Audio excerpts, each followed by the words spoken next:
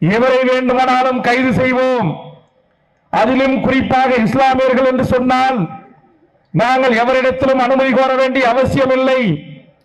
மாநில சுயாட்சிக்காக இயக்கம் தொடங்கிய திராவிட முன்னேற்ற கழக அரசின் அனுமதி தேவையில்லை. தமிழ்நாடு முதலமைச்சருக்கு ஒரு தகவல் என்கிற அடிப்படையில் கூட நாங்கள் சொல்ல வேண்டிய அவசியம் இல்லை.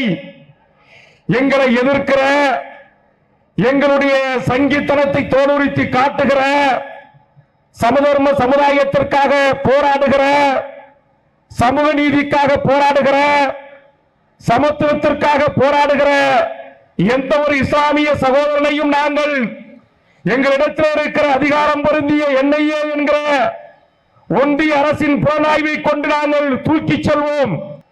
அவர் பாசிச சங் பரிவார கும்பல்களின் அடாவடியும் அட்டுவையும் எதிர்க்கிறார்களா? அது ஒன்றே போதும் அவர்களை எந்த நேரத்திலும் நாங்கள் தூக்கிக் கொண்டு போய் சிறையில் வைப்பதற்கு.